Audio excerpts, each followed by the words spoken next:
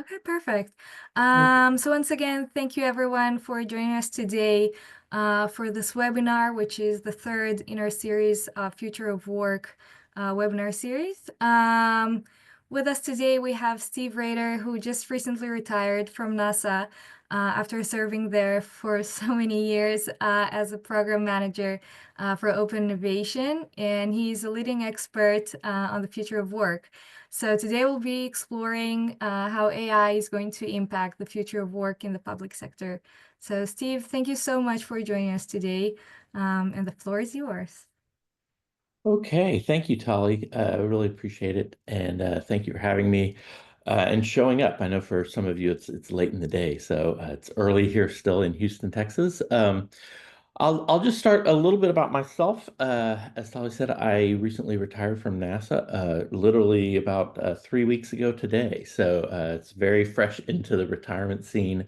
Prior to that, I worked 36 years at NASA's Johnson Space Center, where I did a number of things, including the mission control work, as well as software development, communications work, systems engineering. But over the last 12 years, I've been involved in NASA's Center of Excellence for Collaborative Innovation, which really worked with programs around not just NASA, but across the entire federal government to try to really stay on top of the cutting edge using what we call open techniques. So open innovation, open talent, uh, which included crowdsourcing, freelance gig economy, and trying to really understand what's going on in the world. And so I'll draw a little on that as we speak about this. And I know it's labeled future work for the public sector, but honestly, it's the future work for everyone, right? We're in the same boat as everyone else in the public sector.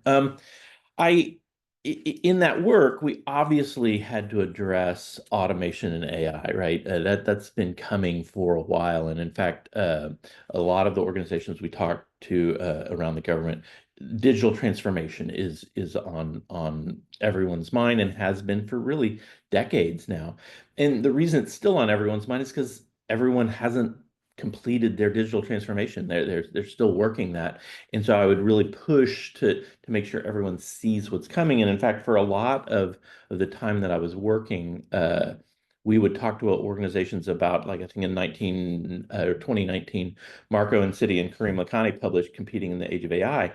And they really put forward this concept that almost every organization needed an AI factory, right? Some factory that could actually take their data, uh, integrate it into an algorithm and create an algorithm, and then start to actually use that data and then kind of loop back and continually improve that as they develop more and more kind of responsiveness to their data in both prediction and operations.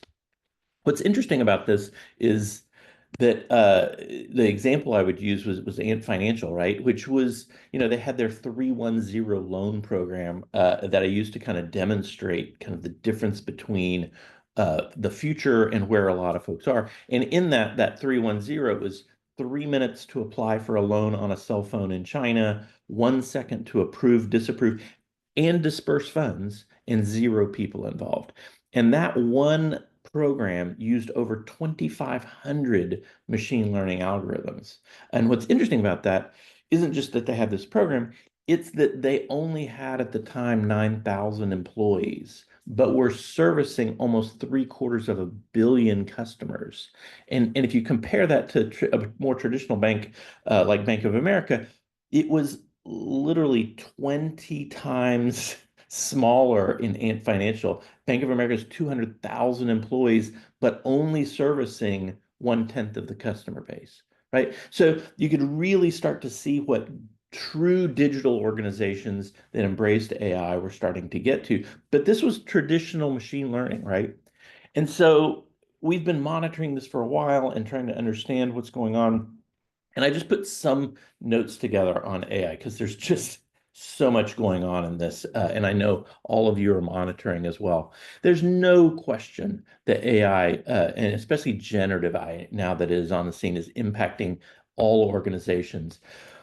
But the impact is really going to depend on adoption, which is super uneven. There are companies that are going all in, and there are companies that are still stuck in trying to figure out the regulation and understanding. And then there's some that are just totally ignoring it, right? And not understanding. And that adoption curve is really going to determine the impact. One, existing workers are hard to change. It's hard to actually get everyone up on how to use these tools. The data security, the usage policies, the cost models, the legal risks are overwhelming a lot of the companies. And a lot of the LLM options are coming out so fast as an enterprise. Which one do you pick, right? So that all of this is making the adoption a little bit uneven and slow. I will say larger organizations may be a little bit at greater risk because they have a harder time changing and training their workforces, right? And so smaller organizations that are able to make these changes quicker may actually be able to undercut, as is in that example of Ant Financial, right? Where if you can actually get out there and get your system running, you can actually impact a lot more people with a lot fewer resources. Now, um, I will say to get most of the generative AI orgs are going to need to really work fast with their lawyers and their procurement folks to really understand the systems and policies.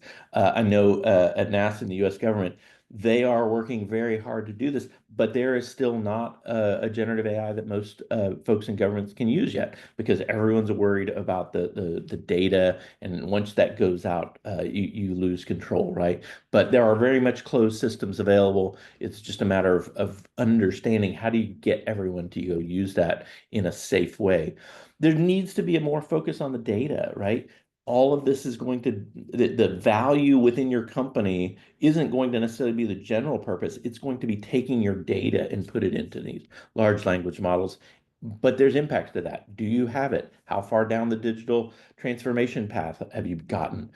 Do you have the systems that really make that data accessible to these large language models? And then creating a process for how you can use it. Just having it so that employees know what they can and can't do and what structural pieces are there. And really part of that is cultural, right? Everyone's afraid that this is going to take your job. Do you really want to jump into that? And what does that mean for folks? Um, and then there's really two pieces to it, right? One is how employees use it to kind of become superpowers in what they can do. But the other pieces are structural things. Do I need to have agents for my help desk? Do I need to have some part of my process that is controlled or evaluated? So there's structural changes that are going to have to be made as well. And where do those fit? I will say I just went to attended not too long ago the Harvard D3 Summit, which is their Digital Data Design Institute that they've just come out with, that Kareem Lakhani is really involved with, and they just did a study on really how does this affect the workforce, and they did a study with Boston and Consulting Group that hopefully some of you have heard about, but they took the consulting group and they kind of split it into the top half performers and the bottom half performers. And then for half of each of those groups, they had generative AI as a tool and the other half not use that tool. And the surprising result there was that the higher end folks that use generative AI only got a marginal bump in their performance. But the bottom half that used generative AI became much more productive and much more effective, such that the bottom half performers that used generative AI outperformed the top performers that didn't use generative AI. And that's, I think, a huge impact because folks that think you have to have the best folks now actually may be able to get by with folks that aren't as great but use generative AI. And I think that gets into this how are our organizations going to use generative AI? It's going to be almost everywhere. I would say it's going to be important to encourage employees to develop their AI superpowers. You know, get them comfortable with generating their reports and extracting valuable information from these large set amounts of information that come at them every day. but make sure you're training them to supervise this automation. A lot of people say treat it as an intern, right? So, with an intern, you're always going to read that and verify and make sure that it understood the task and make sure it's coming out with good stuff. And make sure that you're not prematurely reliant on these AI sources so that you become lazy and you don't understand what the truth or the expertise really is. Um, Developing agents, this is going to be a really big thing. Um, this is where you can take a large language model and start to feed it your specialized data. So imagine all of these folks that are about to retire in the baby boom generation that have all this corporate knowledge. Well, a lot of folks are actually trying to capture that knowledge in these agents so that you literally can have the rest of the organization or even clients be able to ask questions and ping and use that as a resource where you're really capturing that institutional knowledge in a way that's useful. Um, I can't emphasize enough understanding the risks, issues associated with this, and really starting to dive into those with all of your resources. It's really interesting at that D-Cube summit. One of the things that came out was that there were several, Fortune 500 companies there. I think Chase was there and some other CEO types, and they said that almost all the CEOs they knew had a 20 something that would actually follow them around into board meetings and into their important meetings to kind of whisper in their ear the impacts and risks associated with generative AI that they may not have been blind to. So part of this is understanding, hey, our senior management is sometimes not very up on digital and much less generative AI and everything that's going on. And therefore, how do you manage to kind of mitigate that risk and really treat this as a risk? Because the impacts of not using generative AI, right? You can hide under and I'll say this is especially a risk because a lot of CEOs right now are within 5 years of retirement. And so there is a serious temptation to say, you know what? I'm not going to drive myself crazy with this stuff, learning all this newfangled stuff. I'm going to just put my head in the sand until I retire. Well, if you're on the board of a company, you should be identifying this risk because uh, it is very possible that you could be undercut by someone who is using generative AI to gain that cost or performance advantage. Um, I will say too, in the employee area, that there are definitely a set of employees out there that know that as they learn to use these tools, they're going to become more and more valuable, and they're going to get frustrated if you don't know how to use this or aren't letting them use it. So all of that is kind of where I am on generative AI. I'm going to dive a little bit into this though, because it's the rate of change that really should frighten us. And I'm going to talk a lot about this really quick because this is what I normally talk about. This is a kind of stylized chart showing the adoption rates of, Twitter before it became X. It was adopted to 100 million users in 61 months. Spotify beat that at 55, Pinterest at 41, Instagram at 30, TikTok at just 9 months. But as you guys all know, when ChatGPT came out, it was only 2 months. And in fact, the other day, right, the Chinese piece came out, and it was literally days, and they were at this level. So this rate of change is the thing that I focus on because it goes beyond just ChatGPT, right? This is world population growth. I like to use this because it really shows this exponential growth. So this is starting at the Common Era going through today. And the first doubling of the population took 1,400 years. But in my lifetime, I'm 57 right now, right? The world population has more than doubled. And we're in this part of the curve where the area under the curve is really kind of crazy. And we have nations that have a really all across the world have gained wealth and education to the point that over the past 20 years, secondary education has more than doubled. There's now 25,000 higher education institutions around. And the results are that if you think about all of the kind of dead scientists that created all the math and calculus and chemistry and all the things you may not realize it, but that area under the curve, a guy at Harvard estimated that now, today, 90% of all scientists that have ever lived on planet Earth are alive and working. Think about that. That's 9 times the number that ever lived before and created everything. And they're not using the same tools, right? They're using new modern tools and computer programs and ChatGPT to do their work. And what's crazy about that is you see that in the scientific funding and publications, the number of patents issued, Moore's Law that you're familiar with, and bandwidth, all of these curves are kind of converging in a way that really we're outside of the cycles that people think about, the business cycles. We're in uncharted territory, and it's creating this tsunami of new technology that's coming at us at an ever increasing rate, and it's not actually going to go down anytime soon. And it is actually creating these amazing new technologies that I call building block technologies, like blockchain and quantum computing, which is that's the next big thing, right? Quantum is going to make some huge differences. Nanomaterials, we talked about AI and natural language processing, CRISPR for gene editing, advanced communications, advanced robotics. It just kind of goes on and on. And the thing about these technologies is they don't belong to a single industry. They actually work across every industry. And so this army, ever growing army of scientists, every day is getting new tools that allow them to create new process and use those to solve new problems. And those are creating new markets that then are creating new problems that are creating need for new solutions. And it's this kind of ever changing world.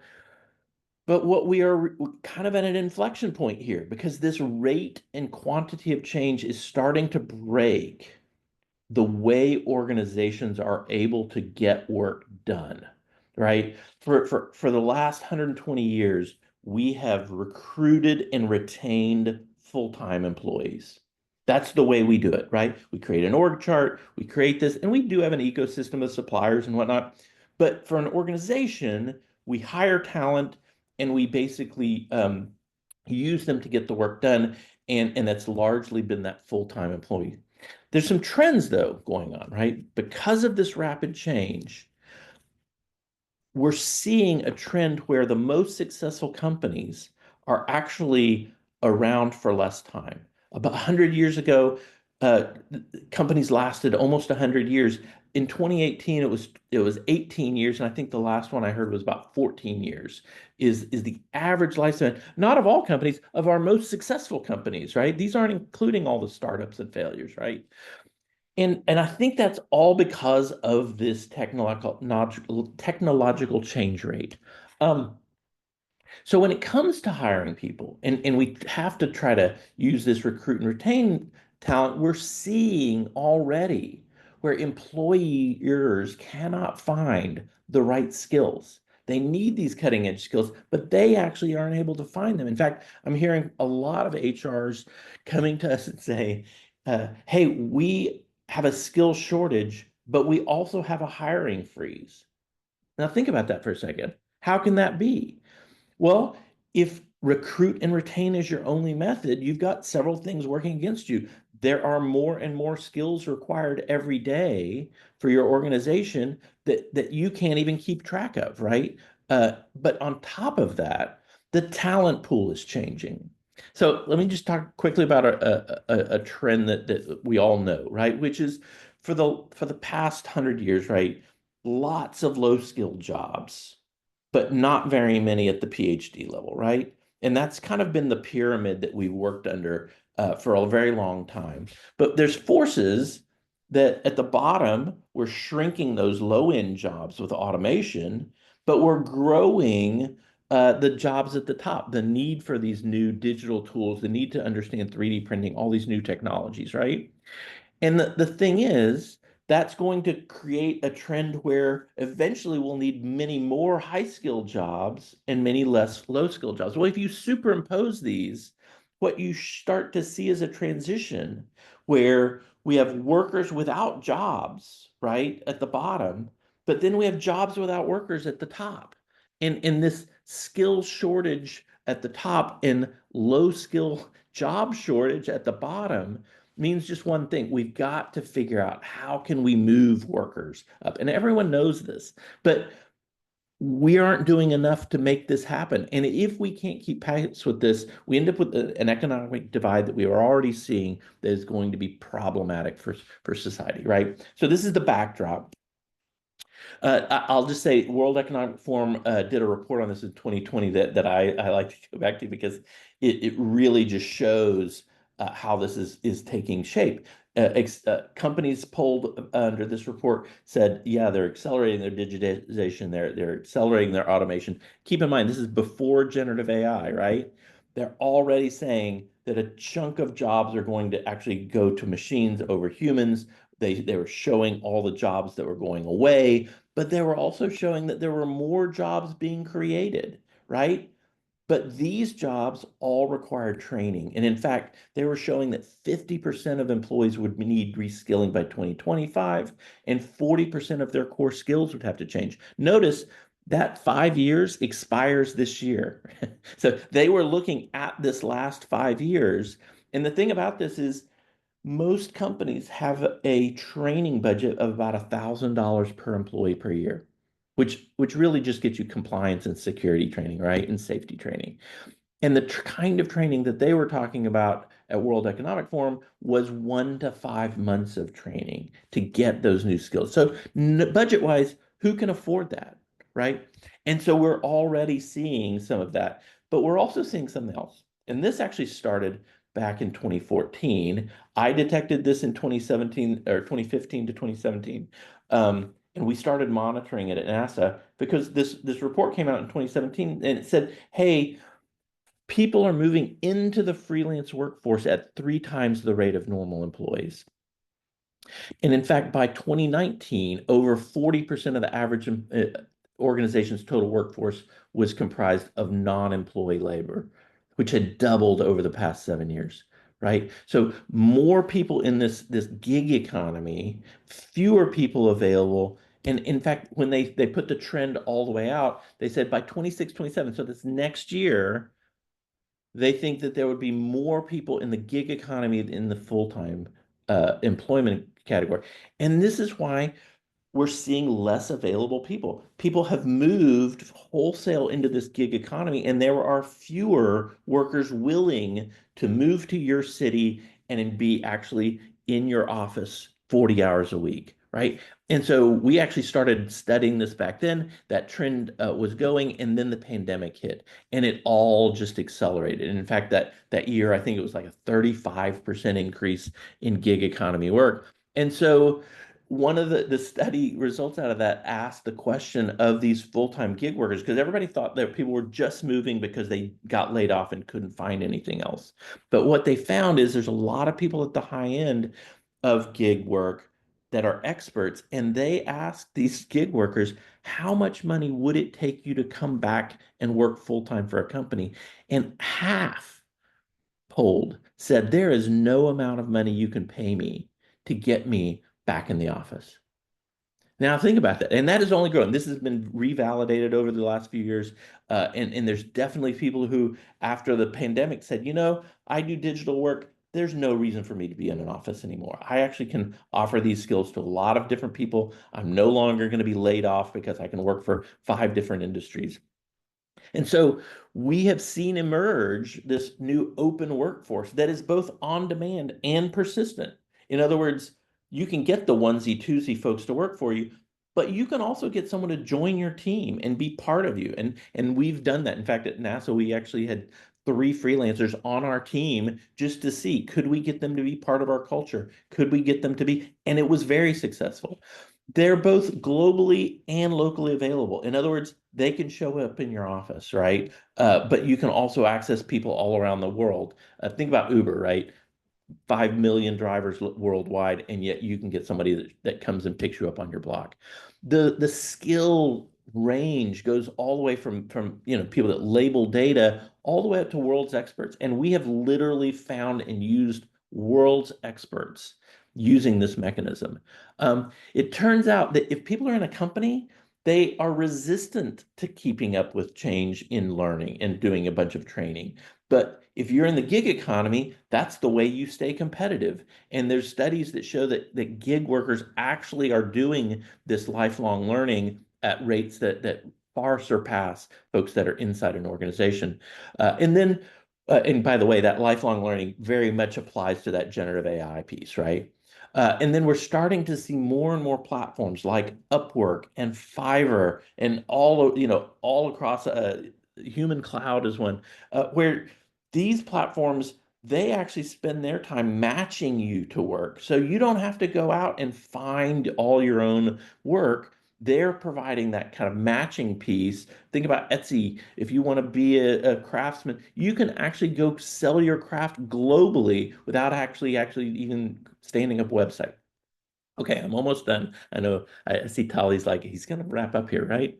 Uh, so here's the thing: this independent worker model could actually be the thing that helps us keep up with this rate of change in a way that full-time employment just is simply breaking. And it doesn't mean that has to go away totally, but there is this new model that's starting to merge with the rest. And there's a lot of work ahead. We're actually seeing the legal battles because this is what I think the largest change in organizations in over 100 years. But it's going to affect how well we can adapt to generative AI. Like generative AI is just one piece of this, but the workforce is the other piece, and it's becoming a huge thing. So future work, world's not going to run out of hard problems. In fact, with each new technology, we create new problems that we've got to go solve, and humans are going to have to be part of that.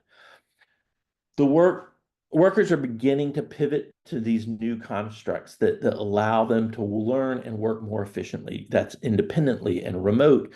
But organizations have got to actually become more agile to actually increasing these changes that are already coming by investing in that digital infrastructure we talked about, adopting generative AI to the extent that you can do that with your risks, but that's training employees on best uses, and then really consider expanding your model beyond the recruit and retain full-time employees. That maybe means you need to let your full-time employees participate in open innovation and open talent because that's how they can learn and you don't have to pay for a big training program, right? Because it's incentivized by how they can make money. But then you can also augment your teams by bringing in these high-end experts to help them understand what quantum sensing means to their work or how generative AI can work. So that's kind of my get off the stage chart. There's a couple of reading recommendations I like to make. Ethan Mullick, amazing on his work in generative AI. I still think Marco and Karim's book is a great kind of basic understanding of what AI can do. And then John Windsor and Jen Paik actually wrote a really good book about open talent, and it actually discusses a lot of what we did at NASA. Okay, now we're to the Q&A. I made it in 30 minutes, Talia. I was only 5 minutes over my estimate. That was super fascinating. Thank you so much, Steve. Okay, yeah, let's move on to the Q&A. So if anyone has questions, please feel free to write them in the chat. But I will start with, I think, the obvious one, which is the recent events. So if we're talking about Elon Musk's Dodge, and the entire Uh, yeah revolution basically that he's trying to pull off the US public sector. So what are your opinions on that? Do you think it will also become a global trend? How will this impact? yeah, I mean, so I think there's a couple things going on, and I have opinions on this. So you're going to get my opinions on some of this, but I'm going to try to keep it fairly balanced.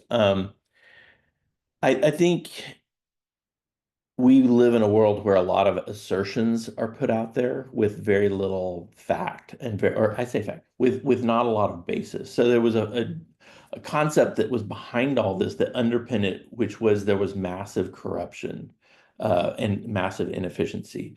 And that's simply not my experience. In the US government, we had one of the best government in the world, right? We had efficiencies in some places. The people I worked with were, could easily have made 3 times their salary in the regular market, but had dedicated themselves to the service of making government better. And I think it's a little bit of a tragedy in the methods that they're using to shrink government. I think it's always a good idea to keep government focused on efficiency and actually focused on keeping the best going. The kinds of approaches that are being used right now are more destructive. They're more trying to actually discourage civil service, which it's in the name, service.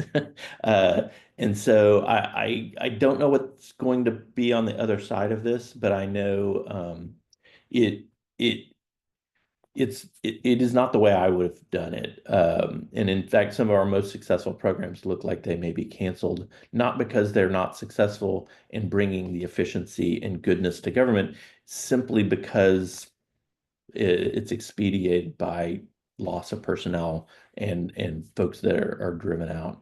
I think that's unfortunate. I think that's going to backfire in ways that are not well known. But again, the people that are in government are amazing. They're resilient. I think they will try to help do things. I think people should be demanding more.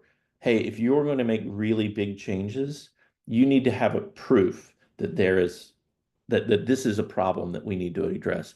This idea that there's corruption, I'm sure there is somewhere, but it's in the less than 1% category. And if you're going to make massive changes, I think, it's really irresponsible to not make that case. And it's irresponsible as the citizens to allow government to proceed down an unfounded path. But that's, again, maybe people know things I don't know. Right. So we received a question from the crowd before the webinar started, which is, can AI improve e-governance and accountability in developing world? I definitely think it can help, right? I think there are a lot of great tools out there in the digital world that help us connect with citizenry. There's a lot of open government going on around the world over the last 15, 20 years. The connectedness that the digital world and the internet provide to us are a real tool that some places have utilized and other places have utilized it in a way that's destructive, right? But you definitely can get more direct input. I think just the series of ways that we could use smart systems to surveil and understand the performance of our systems, to understand where the money is going, to understand where uh, services should be placed to get the optimal results. I'm a systems thinker. I'm an engineer.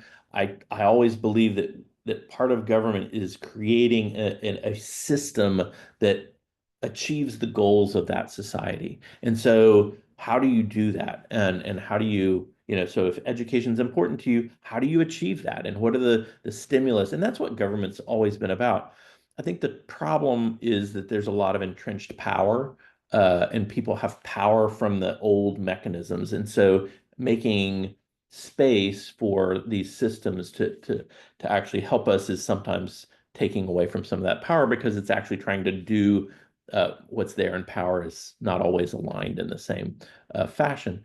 So I think we're becoming much more of a data-centered world where we use data, and I think generative AI is a great example of how to use data to really understand what you have and also kind of sift through large quantities of information to come to some conclusions, which is kind of nice. So I also think there are some very dangerous things out there, right? So we you got to balance these things. It's not a panacea. It is a tool. It's a new and powerful tool. And for any new and powerful technology, for as much good that it can do, it usually has a mirror effect as to the potential for bad things it can do. And so we just need to to handle that. The problem is things are moving so fast, is our traditional ways of evaluating are actually a real hindrance. So part of what we've got to do is figure out how to use the tools to help us speed up the thoughtfulness process around ethics and around fairness and around kind of long-term impacts. And I think generative AI tends to have some of those features to help you rapidly kind of sift through a lot of those options and understandings and impacts. So you mentioned in your talk that basically all of these trends are going to impact all workers, not just public sector. But do you feel that there is going to be any difference on how AI impacts the public service workers versus private sector? If I were to estimate the difference is going to be in adoption is that most government work will be delayed in terms of its use of generative AI. It's just somewhat by design and because there's politics involved. I think that the public sector is generally going to fall behind the private sector. There's just not the same incentives to get through it. Now, I think there's a lot of great initiatives all around the world, and that those will continue. But just the elements of it, the pace is really hard. Innovation and change comes sideways to execution. So this is something I talk about a lot. And what that means is if you're trying to do a repeatable process or you're trying to make a profit, um, and both of the government's trying to actually do a repeatable process efficiently. When someone has a new technology that say, oh, let's do this, yes, it may improve it, but it interrupts that service. And so companies have a hard time with that because it interrupts their cash flow, right? And they have to take money away from the money-making business to go invest. Well, that's problematic. There's some great work out of Harvard and MIT, I think, on ambidextrous organization by Michael Tushman. And it's this idea of organizations that do this best can hold competing priorities together and service them both adequately. So, competing priorities are hard, but if you can hold both of them and service them well, I think you can keep up with it. Government typically has a hard time with that.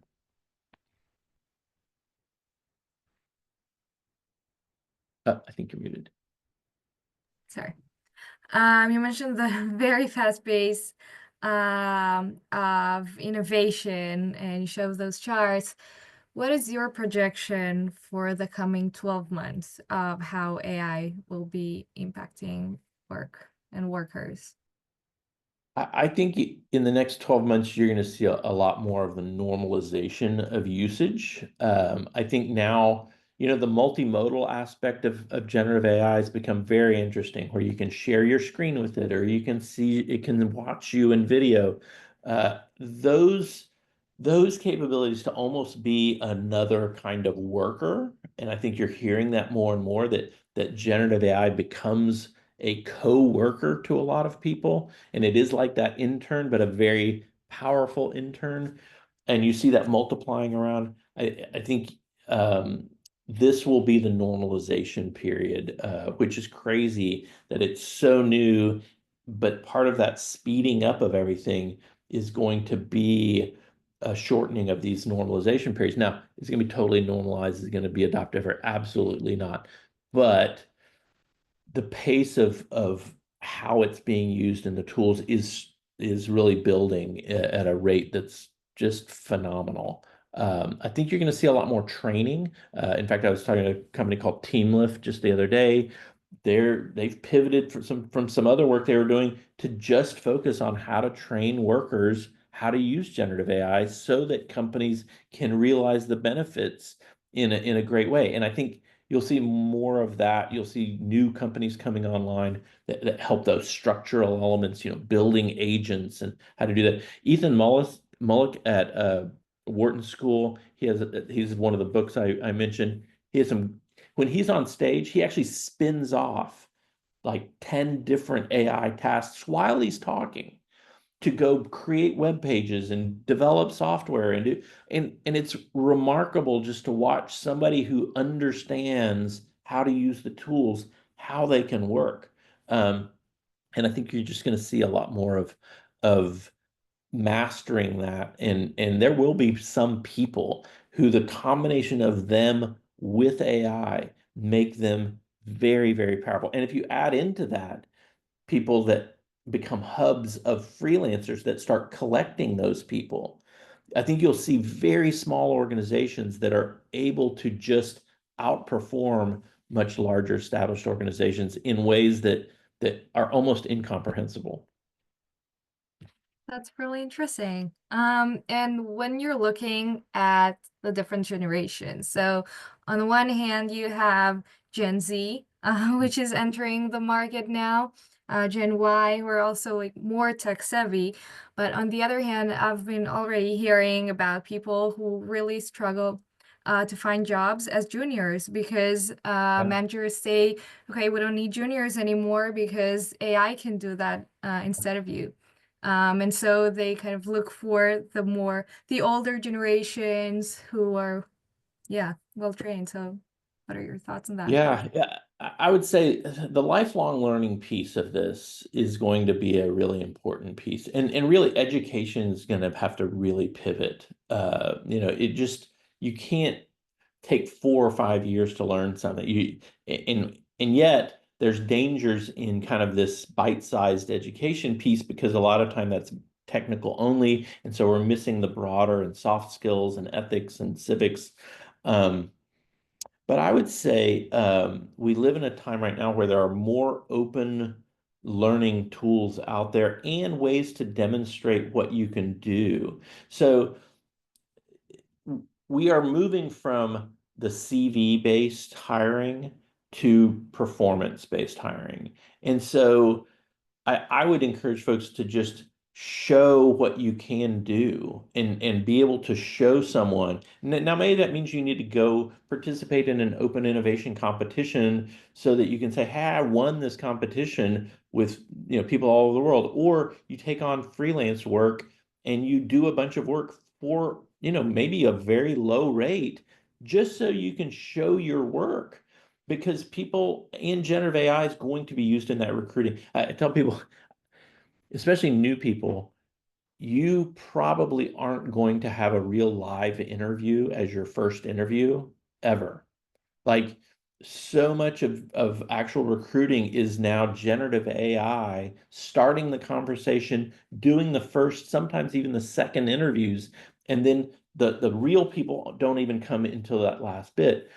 But part of this freelance economy and the rest is paying for performance. This idea of hiring someone that's going to do this kind of nebulous task and be on call all the time. I think that's going to shrink a little bit, which also means people aren't going to care that you talk like them and look like them because the interaction is going to be. So I think there's going to be a lot more diversity, if I can still say that word in this day and age, uh, in this new workforce because the old barriers kind of fade away because what it matters at the end of the day is can you get the work done? And people that know how to do generative AI, know how to learn quickly, they're going to quickly rise to the top. Younger people are at a disadvantage in this transition, but they're actually in an advantageous position in some ways because they can actually learn faster, use these tools more efficiently. It's just a matter of kind of doing that. If you put your kind of goal as being hired by some mainstream, big eight accounting firm or consulting firm, well, yeah, you're probably not going to get that. But if you start looking at can I establish and grow a freelance career, it's a very different bar, and you can actually work your way up through multiple paths simultaneously. But it does take hard work. You're not going to get the compensation initially. It's a different model. So you're basically saying that AI is going to replace HR. right? So if it's part of the hiring process, it's part of the firing Yeah. process. I mean, it's not going to replace, it's going to change. Like anytime somebody says, is AI going to replace or is automation going to replace? I say it's going to change. It's going to give people a lot more power to go find exactly what they want. But yeah, there's multiple organizations out there that are putting together systems that basically go out to all of the different staffing platforms and recruiting platforms, and they do that initial filter, right? And this isn't that new if you think about it. HR was already using data-centric kind of ways to look for keywords and eliminate people with certain things. But yeah, generative AI, it's as I know, Monica, you asked talk about the first, second interview. A lot of these interviews are chat, and so you'll get a series. The generative AI is generating the questions to ask based on the actual job descriptions, and in some case, you're giving it a prompt on here's kind of what I want it to do, and it is creating a kind of job description and skills needed, and then people are tweaking that, and then that's used to generate a list of questions, and then it actually will spin out invitations for these chats. It's not that outlandish. In fact, it's very possible now that you could actually have a deep fake interview where that script is read by, you've seen these services out there that someone reads that script, they listen, they will video and actually do sentiment analysis on the people that they see on the other side, and they'll flag different things. And based on their criteria, they're going to be basically filtering people up until they have a small group that they can actually give. It's happening as we speak. I hope that answered your question, Monica.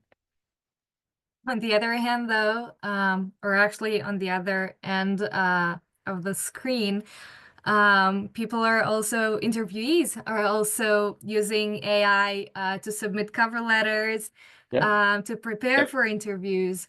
So basically, we have two Yeah. sides using AI to communicate with each other to kind of Yeah. vet out each other, which Exactly. is kind of funny Yeah. situation.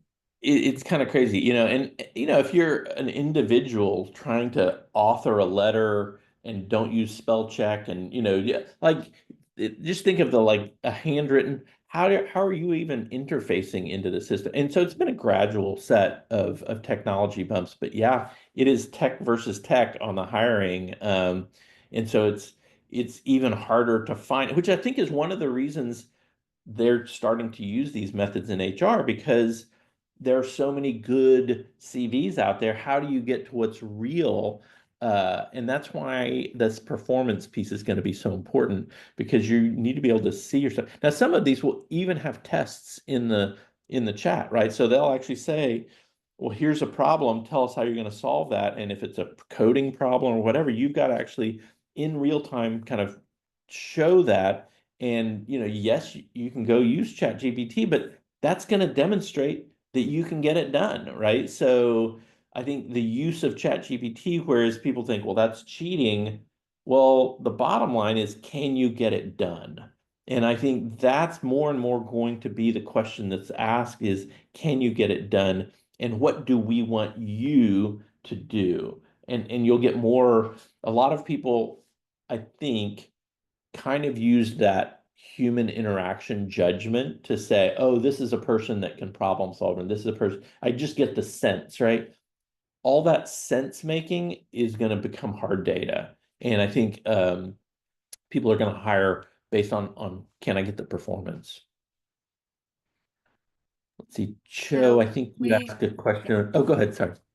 Yeah, I was about to read that out. So there was a question about geopolitics, actually. So how would you rate the US versus China, Europe, etc., in its use of AI, and how do you see it playing out in the future? Yeah, well, I mean, from the government standpoint, I think China's, they have a structure that allows them to move much faster. In the US, I think that it's a lot slower just because there's a lot of hesitation about sharing data and whatnot. Europe, I think, it has even more regulation, so they're moving even slower. from a regulatory standpoint. I think the real question there isn't necessarily the governments, though. It's really, unless because that slowness is actually sometimes an advantage for companies because they can actually move faster because there's no regulation out there. So I think I see it's playing out everywhere in very uneven ways. It tends to be, do top executives get what this is and how it works? And can they actually deploy it in a way? And again, larger organizations have that disadvantage of trying to change an organization. Smaller organizations, they might have great solutions, but they don't necessarily have the resources to go do that well. And so you're seeing kind of every tier attacking it. And you see every tier has their share of folks that are putting their head in the sand and saying, that's somebody else's problem in 5 years. Let them work out the policies first. Uh, you know, uh, Depending on who you are, maybe you have enough momentum to make it through, and that's okay. The rapid change piece isn't just about generative AI. It really is about all the pieces coming together and how well organizations are keeping up with the pieces to the extent that allows them to actually execute their mission. And I think that's the thing. Some organizations, this is a distraction, and it will actually they'll overcorrect and put too much in this area at the sacrifice of their business, and they won't make it out. Whereas others won't put enough, and someone else is going to come and basically bump them out of the market on performance. I, it's a really hard time and a hard season to be a C in the C-suite, right? Because you've got really hard decisions to make, and there are no easy answers to this stuff. I worked in open innovation because it's this amazing tool for helping to keep up, but it's hard. It is a hard tool to implement. It is a hard tool to use. Is it worth it? I think absolutely. But that doesn't make it easy, right? Just because these tools are amazing doesn't mean they're easy and doesn't mean they don't have issues that need to be worked. And when we're looking at governments, what kind of critical questions do policymakers need to think about and answer before adopting AI? Like security is an obvious one, Yeah. but anything else? Yeah, I mean, there's key questions about the impacts on your people, right? So if your staff starts to become overly reliant on these things, then their skills are going to decrease. How do you prevent that? How do you make the roles so that people are using this in a constructive way? Um, the access to systems, right? It's going to be tempting to provide access to more, like, I was amazed at how fast generative AI, with all that it can do, like we gave it eyes, ears, you know, uh, to see and to hear what we're doing and thinking so that we could interact more. Well, the question is, do we give it legs and arms and hands? In that, do we connect it to systems that can actually move and robotics and things like that? It's going to be real tempting to do that. And I think as you're doing that, you really have to think through, what if someone else controls my system? What if someone else comes in and plants something? What if it becomes, I don't want to say aware, what if it starts to actually act in a way it thinks it's directed, but you haven't thought about? And starts to do something that you didn't expect, starts to rip, start to tear down a building. Well, it's the most efficient, and you told it to do something, but you had some other thought constraint that you hadn't added into the system. I think those are real concerns. And I think a lot of people are tying that to, does AI become aware? I think we should be thinking about that way before then, because I'm not sure that that's going to be a thing, but this other capability of giving it more and more capability opens you up to someone else controlling, to it actually doing things you didn't expect. And I think those are real concerns. Uh, Making it a useful tool that humans partner with is going to be the key. Humans um, need to figure out how to stay in control of technology. You don't want any time where the technology gets away from human control, right? At a basic level, that's like a nuclear power plant meltdown is when technology somehow gets away from you, whether that's due to failure or something that you didn't think about in the safeguards or attack. And those, I think, are the kinds of things you want to think through. Um, the problem is everything's moving so fast. How do you have time to think through? And ironically enough, ChatGPT is a great method to actually brainstorm on thinking. It's funny in the open innovation world, we go and find all the ideas outside. Well, it's clear that very soon there's going to be a time when open innovation's not worth it. It's better just to go to ChatGPT and ask it because humanity has already embedded the answers in the data set, and ChatGPT is a faster way to get it out. But there's a lot of piece parts to that in terms of context and jargon and all the kinds of things. So I know we're almost out of time. Any last questions? Yeah, so I think as a last question, well, we'll discuss the near future, but let's look at 5 to 10 years from now. So how do you think AI is going to impact public sector and in general, future of work? Yeah, I think it's going to create some real efficiencies. It's going to help us with the digital transformation in ways we didn't expect, to accelerate folks into more, digital workflows and to really understand how technology can work together on things. I think it's a wild and woolly road that's going to have some real failures in it that we're going to see where an entire data set gets compromised or some sort of robotic or automation gets deployed because of this. Um, you said AI. I'm actually looking at the whole set of technology, and quantum computing is a significant security question, both on both sides, on the protection side and the what you can do with it. Um, Quantum sensing, all of these pieces fit together. And the question is as scientists and engineers use all of these rapidly evolving tools, there's going to be a lot of solutions, whether that's cheaper energy or cleaner energy or cleaner oceans, whatever that is. But as we create new technologies, we create new technological risks and problems that then have to be cleaned up. So I think we'll see some new problems we haven't seen. It will really depend on some of this political stability issues around I mean, the globe is doing some really weird things. I think a lot of the nationalism we're seeing is actually in response to the populace understanding of change in technology. Everyone feels very uncomfortable and out of control. They don't understand everything. They can't, the complexity of just living this life is really hard. And so everyone like is trying to contract back to something that felt safe, which was 20, 30, 40 years ago. At the same time, they see a global world that's very interconnected and no one's in charge, right? There are political forces that definitely want to be in charge, but the UN is not really a construct that works as something that can handle this. So you end up with all these really large companies that are actually kind of doing their own thing because there's lack of a global system. That's a really scary thing to say out loud because a lot of people really don't want there to be a global government, and I get it.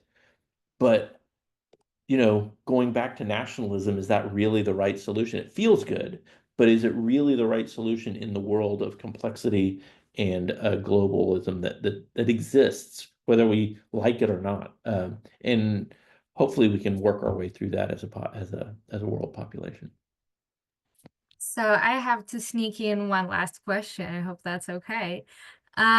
So we have a simulation every year with NYU, every December, where we try to predict risks to global stability in the coming year, and we have a voting survey and what people think about the trends for the coming year, for the next 5, 10 years. And we often ask the question of whether you think that in the next, let's say, 5 to 10 years, the leading global power will governments still lead, or will this be tech companies? So Yeah, what do you think about that? I, I think we're moving into a period where we will that people are rethinking what government is and how it works. And I think, there's definitely, power is something that once people get money, like it's the thing that they reach for, right? Because they have everything on the money side. I think we live in a period right before potential renaissance of what does that really mean? How do we protect people? How do we live in a world? And you can have a small group of people that benefit a lot. I think France can tell you something about that, right? That they used to have a very small group of people that had a lot of money, and it didn't go well for them. And I don't think history has ever shown that goes well for folks. So I think governments that actually kind of really take seriously the stewardship of their citizenry are going to still be important. But we are kind of watching that struggle play out. And, some of these tools could help potentially. I don't know. We always thought Facebook, remember the big Arab revolution? Hey, all the social media is enabling all this stuff. Well, quickly it actually turned on us, right? And it became the source of disinformation. So it's a good question. I wish I had all the answers. I think Wikistrat, you guys do a great job of really collecting great minds together and thoroughly thinking about these things. And I think that's an important tool in all of this. Right, Steve, thank you so much. It was fascinating. Good. And thank you everyone who joined us. And I'll see you in our next event. Thanks Thank all. you.